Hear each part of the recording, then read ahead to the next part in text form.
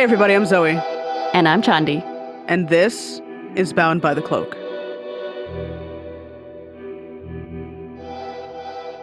I'm sure you've all heard of shows like Criminal Minds, Mindhunter, Dexter, Hannibal, Mentalist, right? There's something about the minds of criminals that makes us want to dive into this fascinating world of criminal profiling, exploring the psychological aspects of crime solving, and learning more about the minds of both the perpetrators and the investigators. Today we're speaking with Michael Cannell, the author of Incendiary. It's the true story of the mad bomber who terrorized New York City throughout the 1940s and 50s with homemade explosive devices planted in public spaces all across the city. It's also the story of Dr. James Arnold Brussel, the psychologist who developed the criminal profile of George Metesky, who we also know as the Mad Bomber. Brussel's profile allowed the authorities to catch Metesky before he was able to cause mass destruction in New York City.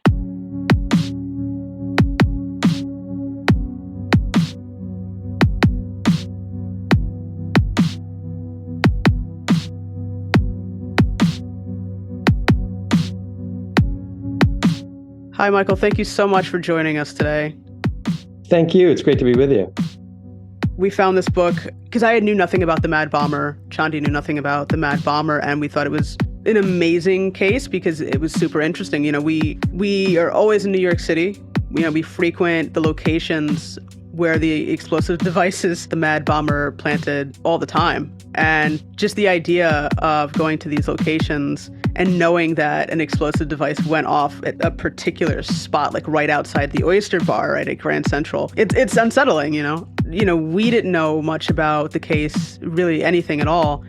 And most people that I've spoken to also have never heard of the Mad Bomber case. Why do you think that is?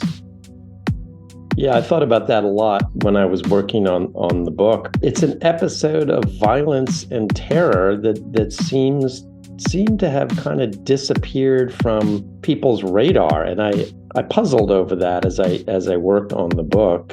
I was not born yet when the bomber was bombing, but my older brothers were. We grew up in New York City, and when I was working on the book, my mother had mentioned to me that she didn't let my older brothers go outside during the most intense portion of his bombing spree. So I always thought of this book as being a foretaste, if that's even a word, of the terror that accompanied 9/11 and came after 9/11. At the time, it had a 9/11 kind of quality to it in New York City.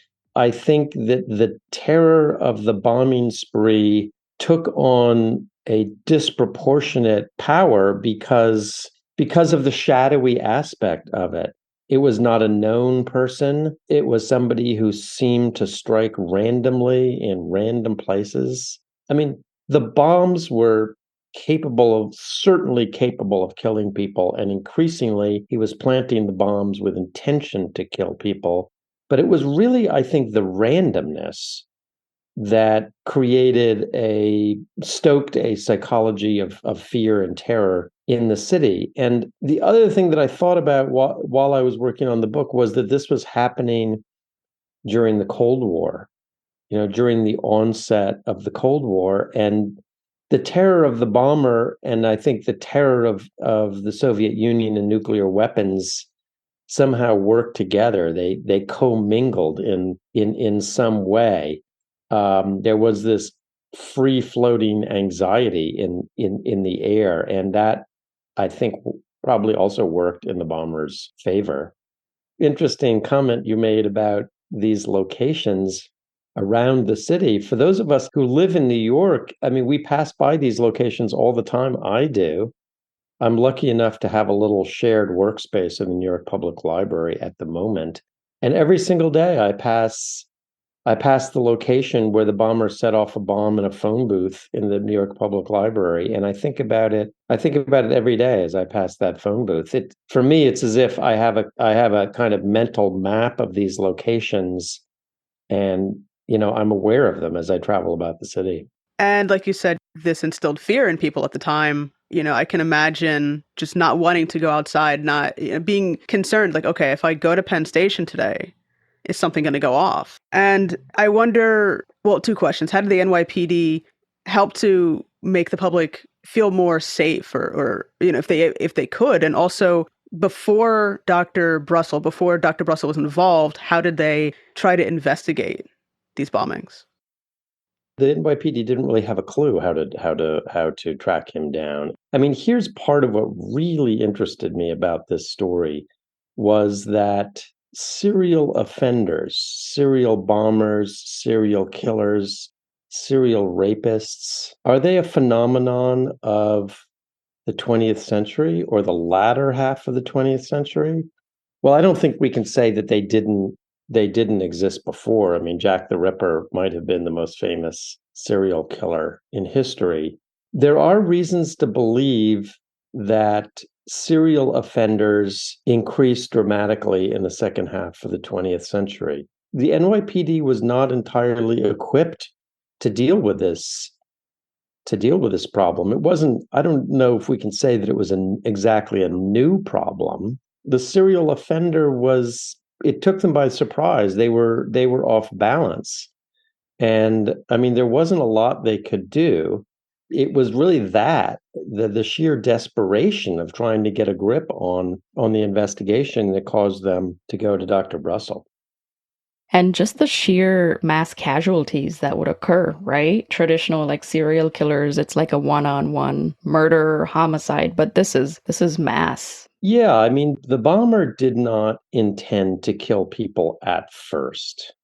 He really intended to make a statement to scare people, setting his bombs off in public places. But, the New York Public Library, train stations, subways, he was not intending to kill people at first, but his notion was that he was engaged in a kind of crusade, in a kind of righteous fight against the Allied government and corporate powers. And he, in his sort of delusional state, he believed that newspapers and the public would take up his cause, and that all that was required was to set off these bombs to kind of get attention. But when that didn't happen, he made bigger bombs, and he started to place them with intention to kill.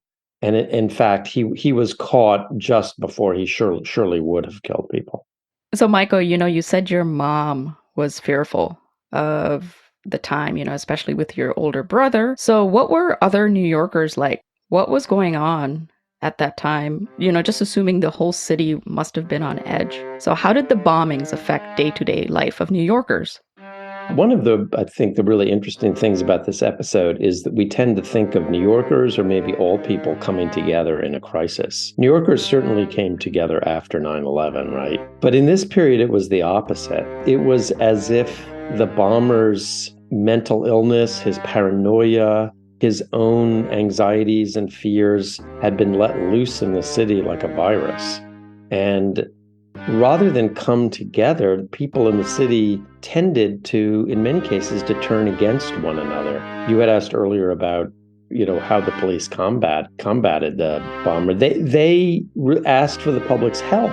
I mean, it's like a Rorschach test. So many people in the city read the crude description of the bomber's activities, and they saw it in their friends, their co-workers, their neighbors, in some cases even family members.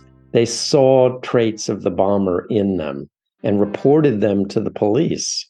And so the police were inundated with these reports, but really it was just that the investigation gave people permission to read the paranoid, dark traits in the people around them, or encourage them to do so. One woman even wrote into the police and said, "I think my husband is the bomber. Please come and take him away." In my mind, it was almost as if the bomber's paranoia was spread throughout the city.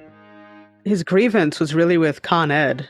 But why do you think he felt it was important to actually place bombs in public places that could harm innocent people?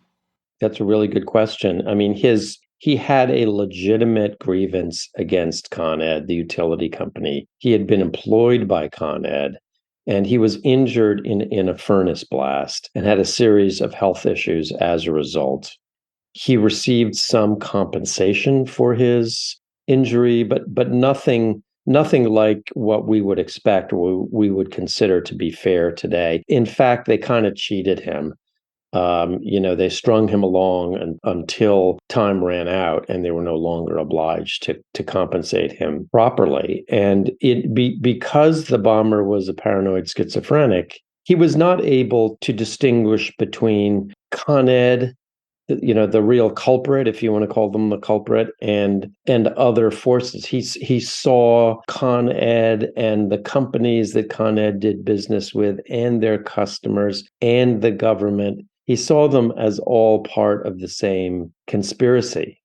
It was, in a sense, a conspiracy theory, I suppose. And so saw himself as a powerless figure, and this was his way of striking back. And I mean, as we've said, he didn't intend to kill people at first, but later in his growing rage and desperation, he did intend to kill people because he felt voiceless. This, I think, was his way of getting attention, the only way of getting attention he could summon. And no one was killed, but many were injured. So, do you think things would have escalated if he hadn't been caught? Do you think people would have been killed? For sure. And he was caught before the holiday season. The police, in their desperation, went to Dr. Brussel just before the holiday season. The police were terrified that the holiday crowds in the city would be a prime target for him. And in fact, he went to the auto show, which was then in the brand new convention center, what is now Time Warner, in the location of the Time Warner building at Columbus Circle. It was a brand new building, and there was an auto show. He had a sort of engineer's mind and was intensely interested in cars. And he went to the auto show, and he saw that it was a great opportunity for him to plant bombs because it was enormously crowded. And in fact, he didn't plant a bomb when he went the first time, figured that he would go home and come back with 2 bombs. And he was caught before he did that. He would surely have killed people in that bombing, and if not, the subsequent ones. For the purposes of storytelling, when this book came out, there was some interest in Hollywood, but people in Hollywood were unhappy that he hadn't killed anybody. I think that it made a better story for them if he had killed somebody. But he did injure, as you've said, he did injure people and really maim some people. I'm curious to know, somebody who is a paranoid schizophrenic, obviously he was undiagnosed. How did that go on so long with him being undiagnosed? How was that not visible to other people that he had a mental illness? That's a really interesting question. He lived with his 2 older sisters in Watertown, Connecticut. And I think he was, in the community, he was pretty universally acknowledged as being creepy, if not dangerous. He had a series of disputes with people where he worked and with his neighbors. He lived a kind of peculiar bachelor life. His sisters treated him almost as if he was a little child. They were childless themselves, and their parents had all passed away, and he slept in a little bedroom in the back of the house. And they treated him like he was not really a functioning adult. And I mean, in some ways, perhaps that was emasculating. I don't know. You could speculate about what effect that might have had on him. But he never really saw his sisters. They lived in the same house, but he kind of came and went on his own. And he was making bombs in the back garage. And did they know? I mean, they must have known that something was going on with him, because he would disappear for a day or so. And today, I think we would say that the sisters were in denial about him. He was pretty clearly up to something, and probably something dangerous. And maybe they even knew about the bombs. But when he was eventually arrested, they denied everything. They said, no, poor George. he's just a gentle person and he's incapable of hurting anybody. I don't know that the neighbors would have said that. I think in the community he was seen as being very seriously peculiar. And maybe, every community on some level has somebody who's a little bit like that. Yeah, honestly, just looking at his photos, I was telling Chandi earlier, he reminds me of John Wayne Gacy. Yeah. He has this smirk on his face in most of the photos I've seen, and it's unsettling.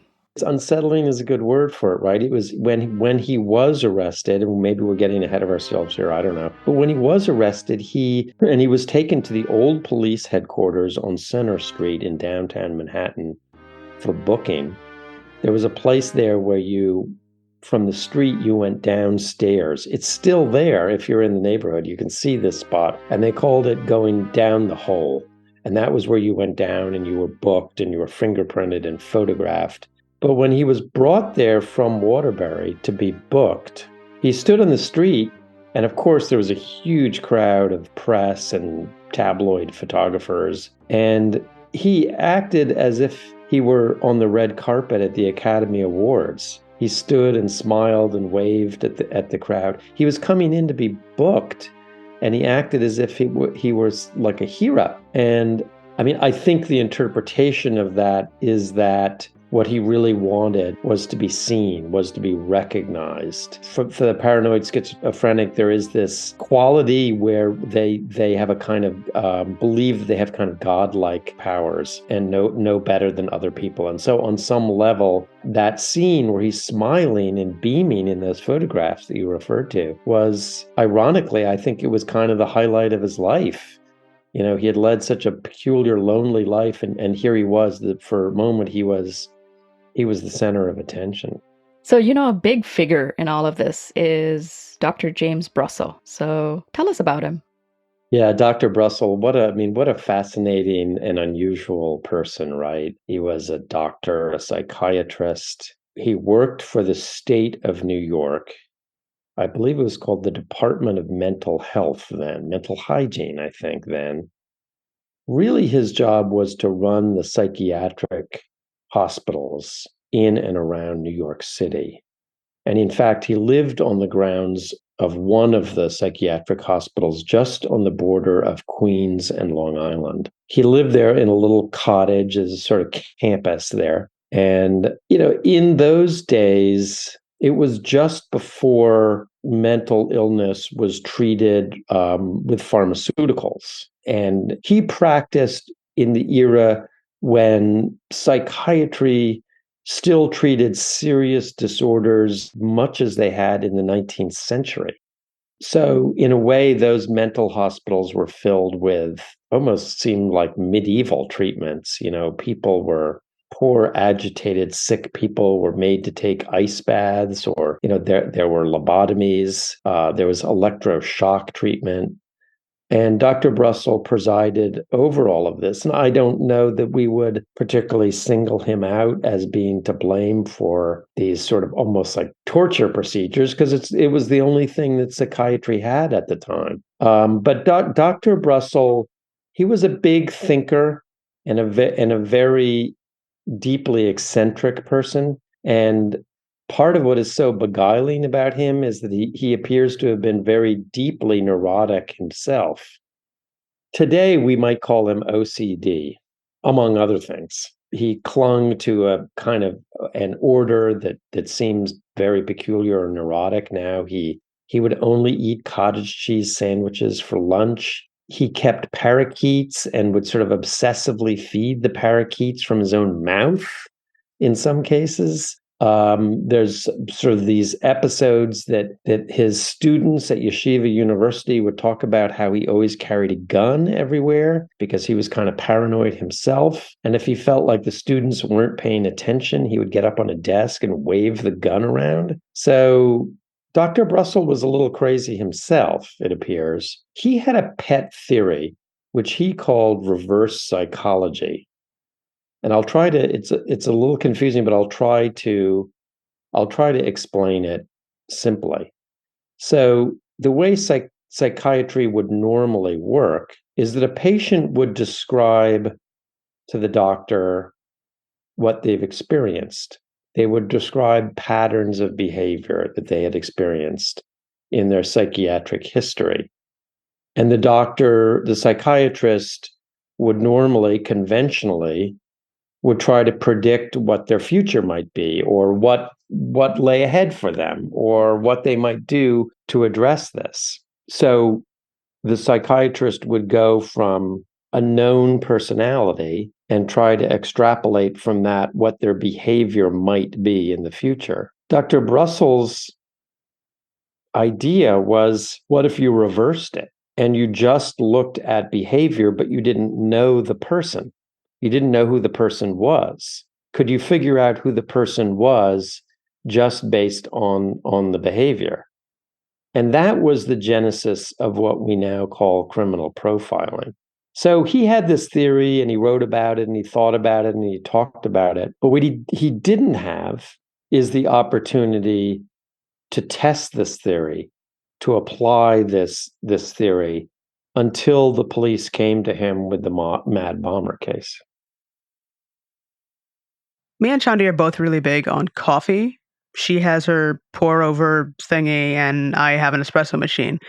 But I also am really, really into tea. Like, I love tea. If you are also into tea, you need to check out Sip Tea Shop. Drinking tea can be a full mind, body, and spiritual experience that surely helps me unwind after a long, stressful day. With a variety of different herbal notes and flavors, Sip Tea Shop has a tea for everyone. For instance, take my personal favorite, the Unwind, which has chamomile, lavender, and has a great aroma of fresh roses. It really helps you to relax at the end of a long day. To find out more about their great collection of teas, go to thesipteashop.com. That's THESIPTEASHOP.com. Also check out their Instagram at instagram.com/sip_teashop. That's SIP_TEASHOP.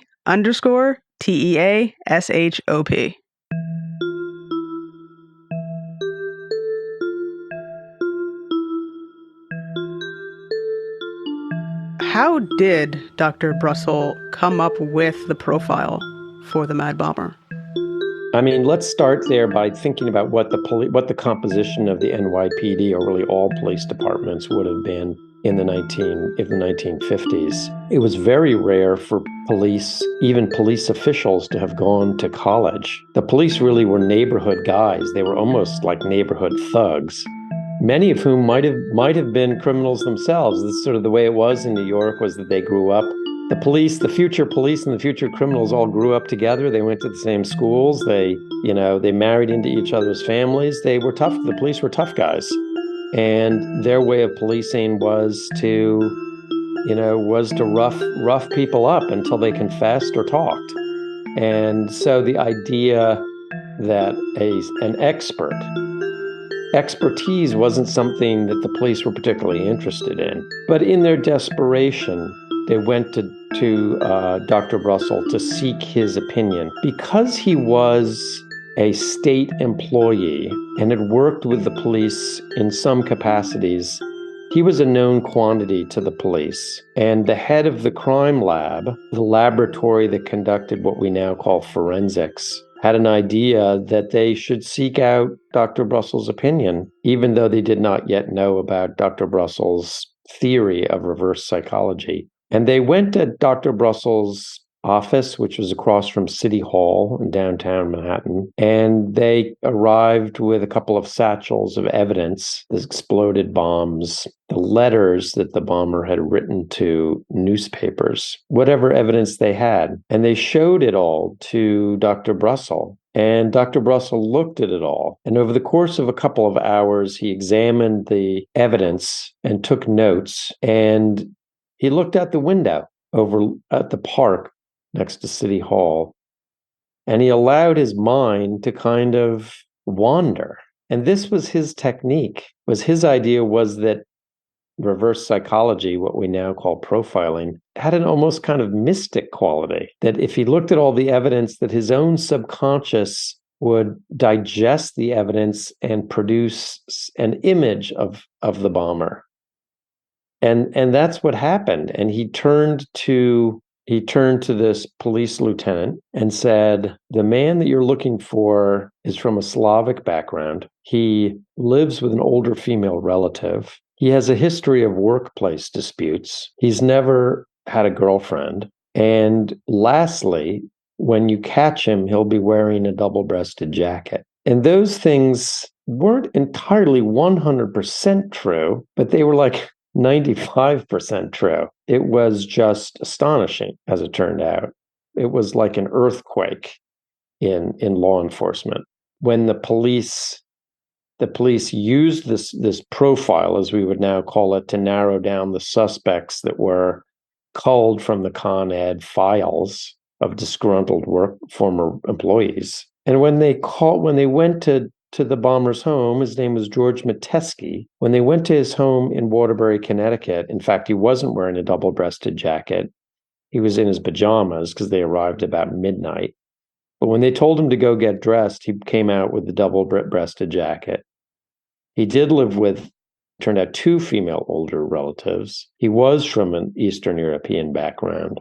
He had never had a girlfriend. So how did Dr. Brussel do that? How did he accomplish that? Well, partially it was just Sherlock Holmes-like deductive reasoning, but partially it was applying Freudian theories of behavior. And so what then happened is that Dr. Brussel was called upon to apply this new technique to other cases, most notably the Boston Strangler case in Boston. And he became famous in law enforcement circles, and he got phone calls from police departments all across the country, all of whom had these cold cases in their files that had never been solved. And then eventually the FBI came to Dr. Brussel and wanted to learn how he did what he did. So his influence was huge. I mean, what was his experience and what was his technique that actually led to modern day profiling?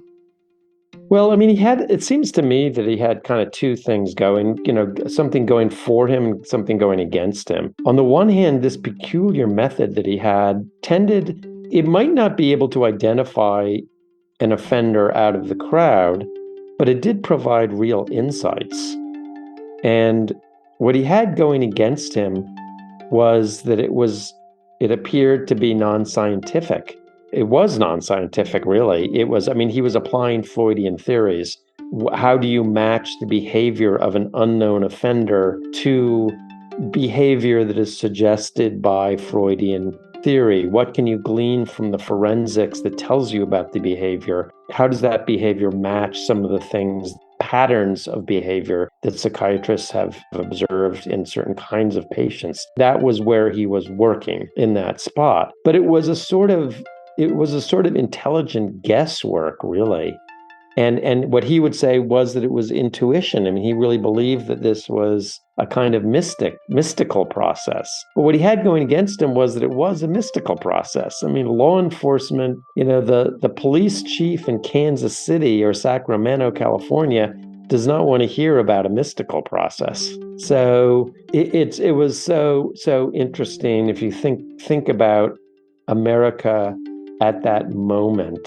A lot of psychiatric thinkers had come to America from Europe because of World War II and had set up practices in New York primarily, but elsewhere, and also had prestigious teaching positions in American universities. And so psychiatry had become, I don't know if fashionable is the right word. I think fashionable is partially the right word.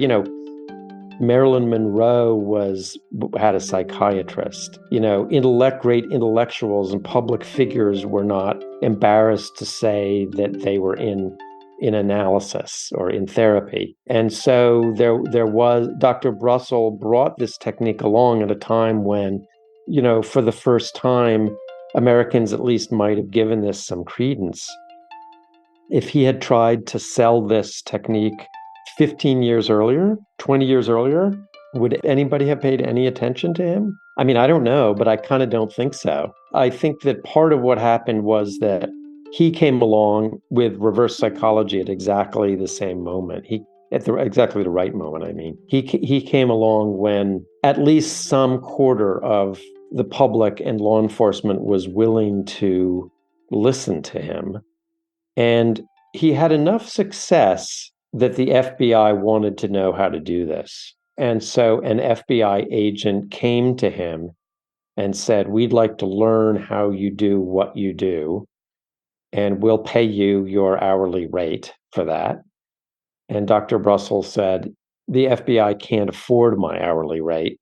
In fact, I think that was a joke because I think the FBI probably could afford his hourly rate. And so Dr. Brussel shared this technique with this agent, and the agent promoted this cause within the FBI and did so at some peril because the FBI was then headed by J. Edgar Hoover, who was nothing if not public relations conscious, image conscious. And I think J. Edgar Hoover was terrified that the public would perceive the FBI as being engaged in some kind of like voodoo law enforcement, some kind of hokey, mystical law enforcement technique. And so profiling was developed at the FBI in its next stage in a windowless room that was something like 6 floors underground. They basically hid this office in the basement of FBI headquarters and didn't really tell anybody about it for a long time. This episode is represented in the TV show. I guess it's Mindhunter is what it's called, right? It's a really fictionalized version of what really happened, and pays no. There's no acknowledgement of Dr. Brussel's role in that show.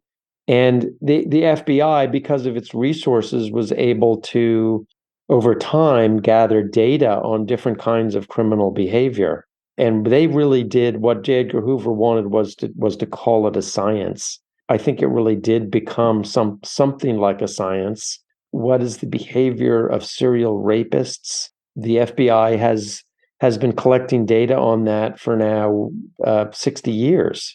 So it's about data and behavior.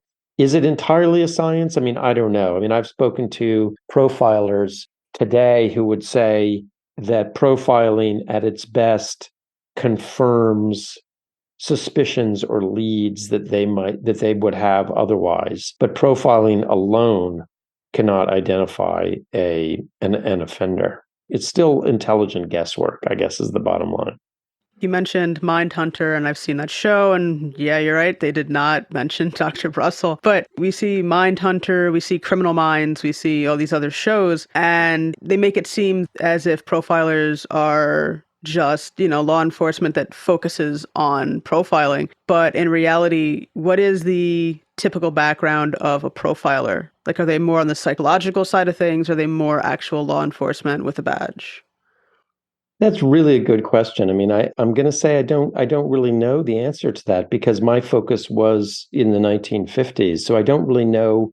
I've spoken to a fair number of profilers today when I was doing the research for this book, but I confess I don't really know whether their careers would have originated in psychiatry or in law enforcement. I don't. That's a really really interesting question, and it's where psychiatry and law enforcement meet. But I don't know what sort of background they would have had.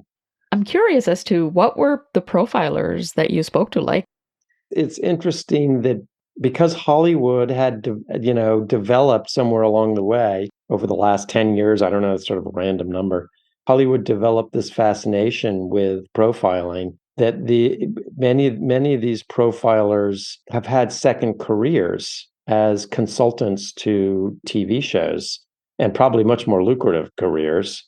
I spoke to one woman whose name I'm embarrassed to say I can't recall, who was at the University of Edinburgh, and she was really an academic. So I think that there are a lot of people who study this study profiling as an academic exercise and may never apply it as in law enforcement. And then there are many people who work for the FBI or the DEA have had second careers and have kind of capitalized on the public's fascination with this topic. Do you remember the moment that you realized you had to write a book on the Mad Bomber, and what was that moment like? Such a great question. I don't remember where I originally heard about George Metesky, the Mad Bomber. I often write down or take notes on possible book topics. I mean, I do that all the time. And most of them do not pan out for one reason or another. Somebody has already done it. What happens is that, let me just back up and say, is that if you're a book author, people are constantly telling you what you should write about with good intentions. But it's a little bit like you don't want to hear it that much because often it's just like a vague area that's kind of interesting, but it's not really a book topic. Like people might say, you should write a book about golf. And I'm thinking in my head, okay, but what about golf exactly? So to be a book, I think there needs to be a story, there needs to be an actual story, and the story has to have a certain architecture. And I'm not sure I can say exactly what that architecture is, but I feel like you kind of recognize it when you see it. And so in the case of the Mad Bomber, I think that the first thing I noticed was a photograph of George Metesky, one of the photographs that one of you had mentioned earlier, where he's smiling, madly smiling, and then I started to read about him, and I could see very clearly from that first moment that there was the story had an architecture. I guess that's the word that I want to use. There was a manhunt, there was a mystery, there was a manhunt. There were police personalities. There was this shadowy figure. I saw it as kind of two narratives colliding with his arrest. The police looking for the bomber operating kind of furtively. I could kind of see the whole book from very, very early on. And that's exciting. If you're a book author, that's thrilling. Once you've satisfied yourself that nobody has written that book already, then it's exciting. It's really exciting to do it, and it's exciting to do the reporting and the research and flesh it out. Just to talk about profiling, there's different sources that talk about criminal profiling really starting around the time of Jack the Ripper. So what do you think about that? But you're saying that it was really the Mad Bomber's case that started this era of criminal profiling. So just curious about your thoughts on Jack the Ripper. I don't really know anything about Jack the Ripper. What I can tell you is that profilers today all point to Dr. Brussel as the founding father of profiling as they know it. I think unanimously would refer to him as the person who started the discipline in some form. Did some kind of, I don't really know the details of the Jack the Ripper story, but did the police were probably always using clues and some kind of evidence to try to figure out the personality and motivation of an offender. So I guess in that sense, profiling kind of maybe always existed. I don't know the particulars of the Jack the Ripper case. Were they doing something like what we would call profiling today? They had asked for the expertise from a doctor. I believe his name was Dr. Bond. I was just a medical doctor, but I think its profile was basically based on examining the bodies and evidence. Pretty basic things, He said Jack the Ripper probably was not a doctor or medical professional, was probably not a butcher, even though that's what the police initially thought. The idea that, okay, yes, he mutilated bodies in a sexual way, probably gaining some sort of sexual gratification from doing it. That was probably the extent of the profile. And I guess the way I think about it is Dr. Brussel was able to come up with a profile that allowed law enforcement to actually catch George Metesky, as to where the profile for Jack the Ripper didn't really lead to an arrest. It didn't lead to any specific suspect. So I can see why Dr. Brussel is seen as, the sort of the founder, right? The sort of the beginning of criminal profiling. I think a cynical answer would be that Dr. Brussel was very effective at what he did as a profiler, but he was also very effective as a self-promoter. He was really a showman. A cynical answer, I think, would be that he gets credit for inventing profiling, partially because he promoted himself as having this special technique. Maybe other people were doing this, but they didn't have his skill at talking about it and promoting it. It's also a difference in time. You have the 1800s versus, the 1950s. Yeah. They never caught Jack the Ripper, did they? No. We know that Dr. Brussel died in 1982. But if he was still alive today, would you have wanted to meet him? And if so, what would you ask him or talk to him about? Oh, of course I would want to meet him. Of course. Who wouldn't want to meet him? Such a peculiar and interesting person. And also it would be my obligation to do it if I was working on the book. It would be my obligation to do it. I was not able to talk to him, obviously. He did write a diary, which would have been fascinating to read. And I think I would have been able to read it, but it was in his will that it be destroyed upon his death. I did speak to his stepchildren, who were very generous in sharing their memories of him with me. They did not have a particularly great relationship with him. I don't think he was a great stepdad. He was neurotic and super controlling and bossy. I mean, earlier I mentioned that I think today he would be diagnosed as OCD. He was so controlling that he would tell his wife, their mother, how she should wear her hair that day. He would also kind of dictate what she was going to wear. I don't know that he was a particularly generous person. They felt unsettled by him. And, they were, with the remove of 30 years or so, 40 years, they were able to kind of laugh about him. To be children in his household was uncomfortable and at times perhaps scary. I think if I had the opportunity to speak to him, I think he would have spoken to me quite readily because, as I mentioned a few minutes ago, he was a showman. I think he was a self-promoter, and I think he loved to talk and particularly talk about himself. And I think he would have had a lot to say. And he did write a book. He wrote a book that was a kind of description of the cases that he worked on. He was also on the radio quite often as a guest on radio talk shows. Long before there were podcasts, there were radio talk shows. And he was prolific writer in terms of writing letters to newspapers, responding to public events or events that touched upon his field of expertise.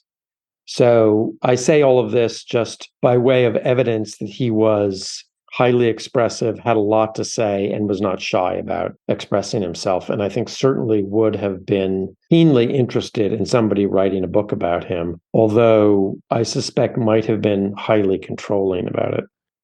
What is the most fascinating thing that you've come across or learned either about George Metesky, Dr. Brussel, or just New York City and law enforcement at that time? It was just so interesting to learn about and write about New York at that time in the late 40s and the 50s, because it was a New York that was poised sort of between two time periods. It was the modern world was arriving, and the old world of the pre-war world was kind of still in evidence in some ways. And it was a moment when scientific innovations were everywhere and replacing the old way of doing things. It was the Cold War, which brought nuclear weapons and an entirely different way of thinking about the world and enormous scientific breakthroughs. And I think profiling was fit with that. I mean, profiling was part of that, and psychiatry was part of that. So, I mean, I've lived in New York my whole life, and it was so interesting to be exposed to the New York of the 1950s and to see how it operated. It was a moment when America was I mean, I suppose America still is predominant, but it was in the post-war period. It's hard to say. I mean, America had most of the wealth in the world, and New York City had most of the wealth in America. And all of these different fields were sort of colliding and leaping ahead. And just so interesting that profiling occurred sort of in the middle of that.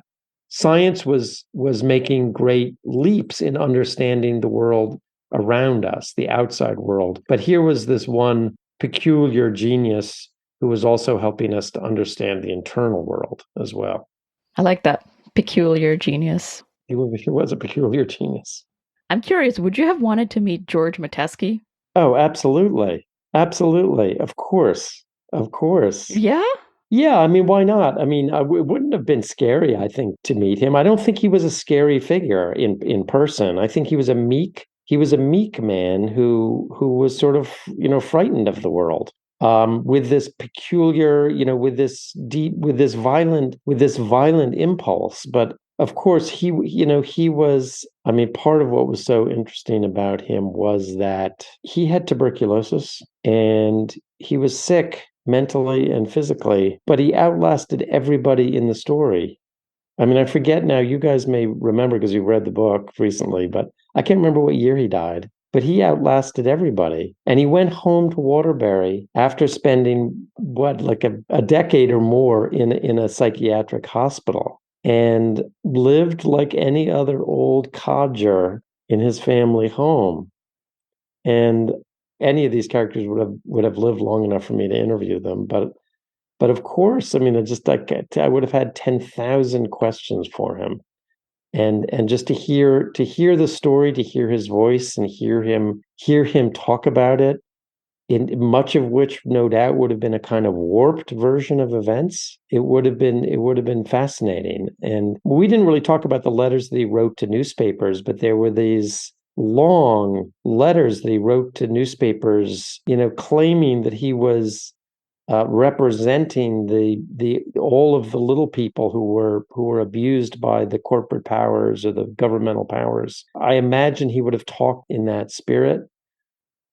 Of course, I would have wanted to hear all that. I'm quite confident, as I said, that Dr. Brussel would have been willing to talk to me. I don't know that George Metesky would have talked to me. And he signed all of his letters FP, which I believe stands for fair play, which is interesting. Right. Weird and interesting. And when the police went to his house in the middle of the night to arrest him, the clincher was he was still denying that he had anything to do with this. And the clincher was that one of the detectives said, "What does FP stand for?" And he looked at the detective and said, "Fair play." And that's when they knew that they had the right man for sure. That just seems so insane. Yeah. But also, he doesn't seem to be like the mastermind that some of the other serial killers that you look at them and you're like, no, I don't even want to be around you. I don't think he had a Charles Manson-like demeanor. He did not. I don't know that he would have appeared menacing in person. Peculiar, yes. And he did have disputes with his neighbors and with people that he worked with.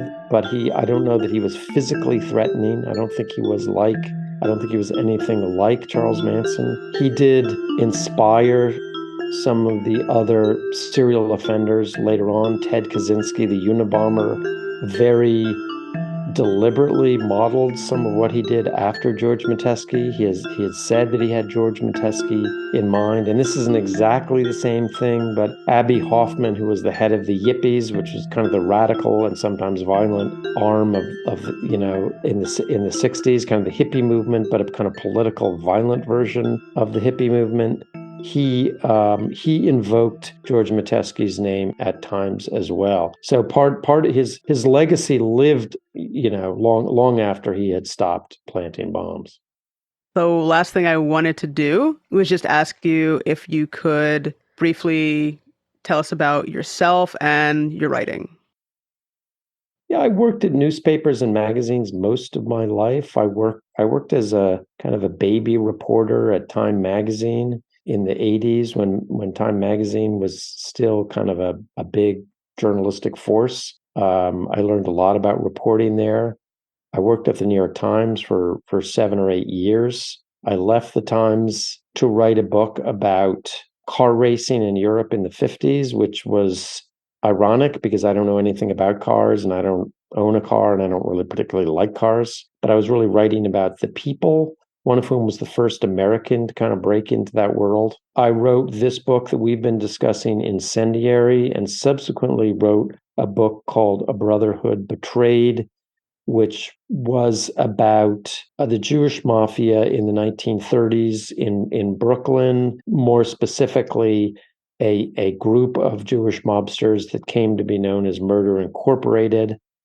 They were kind of the enforcement arm of organized crime at the time when crime became organized.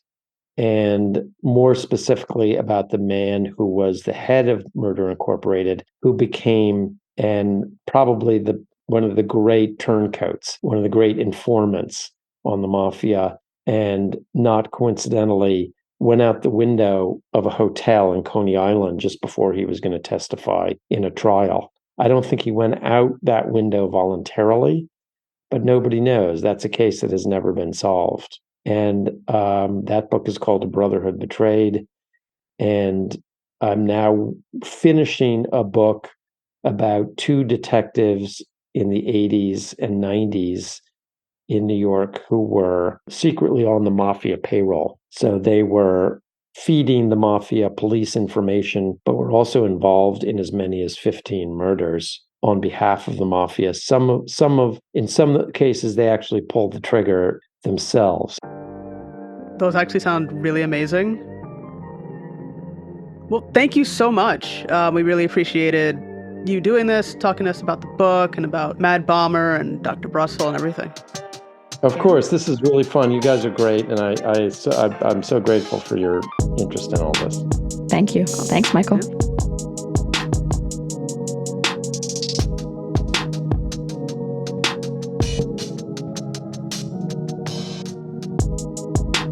We'd like to thank Michael Cannell for being on the show, giving us insight into the Mad Bomber, Dr. James Brussel, and the birth of criminal profiling. Make sure to pick up your copy of Incendiary at your local bookstore.